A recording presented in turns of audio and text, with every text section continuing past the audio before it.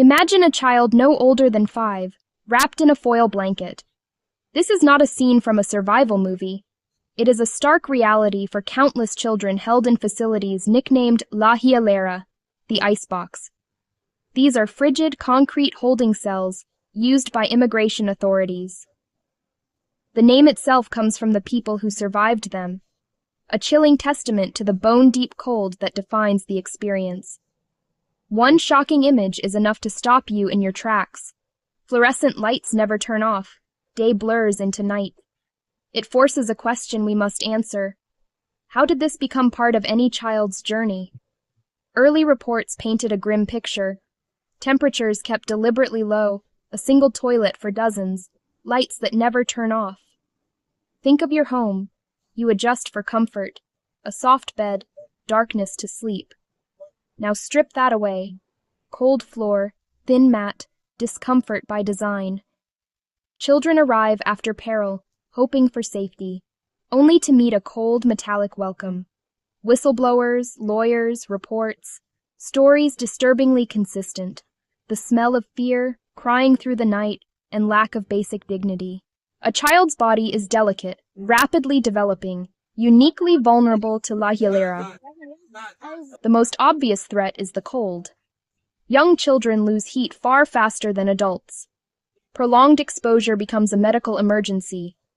Hypothermia can slow heart rate and breathing. Even older kids burn precious energy just to stay warm. Hygiene breaks down. Overflowing toilets, no showers, no soap, no clean water. Viruses and bacteria spread fast. Colds escalate into pneumonia. Skin infections like scabies and impetigo. Diarrheal disease leads to severe dehydration, especially dangerous for small children. Food often fails basic nutritional needs. Frozen burritos, meager servings at odd hours.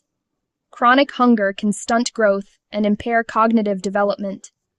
It weakens immunity amid overcrowding. Adequate medical care is scarce. Guards are not doctors. Asthma without inhalers. Fevers unseen for hours or days. Delays turn preventable issues into life-threatening emergencies. The psychological harm can be just as severe and longer-lasting. Imagine being a child in a strange place, surrounded by weeping, with guards shouting in a language you don't understand. Restful sleep becomes impossible. This constant high alert is toxic stress, a poison to a developing brain. It disrupts learning, memory, and emotional regulation. Children may withdraw, act out with aggression, or cry inconsolably. Bedwetting and nightmares are common. Regression, even losing words, is not bad behavior, but a mind in crisis. Separation from parents inflicts wounds of abandonment and terror. A parent is safety and orientation.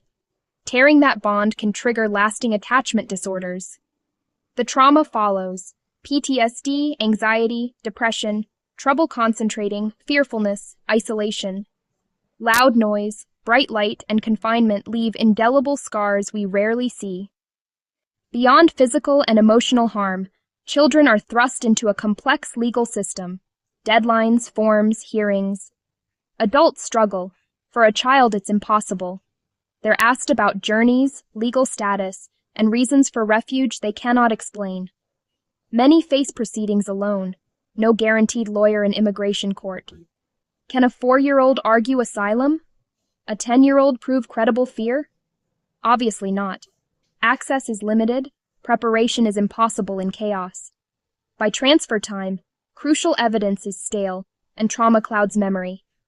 Without help, children risk refoulement, return to danger, barred by international law. Gang violence, abuse, and dire poverty await too many.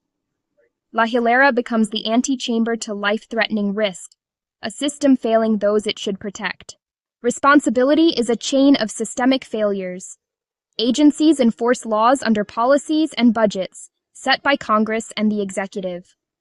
When deterrence and speed trump humane care, underfunded, understaffed, conditions deteriorate. Securing borders must not overshadow duty to protect vulnerable children. Many act with compassion, but shortages, burnout, and inadequate training breed neglect. A culture of efficiency can dehumanize, children reduced to numbers. In the rush, warmth, food, and comfort get overlooked. For-profit contractors manage, transport, feed, and provide care. Profit pressures can cut corners. Fewer staff, lower quality food, fewer supplies, children lose. Our silence enables this. Awareness and accountability must grow. The truth must galvanize action. First, keep families together. Process the family as a unit. This is child welfare and basic decency. Second, change where and how children are held. Phase out cold cells. Fund humane reception with safe sleep, play areas, and access to outdoors. Connect families with social workers and legal aid from day one. Guarantee immediate comprehensive care, full pediatric exams within hours, nutrition and mental health support, vaccines, and needed medicines. Every child must have a government-funded lawyer and a child advocate. Educate, share, donate, volunteer, and contact your local and federal representatives. Remain shocked and silent, or use our voices to make the icebox a shameful memory. This video is brought to you by Morales Mindful Creations.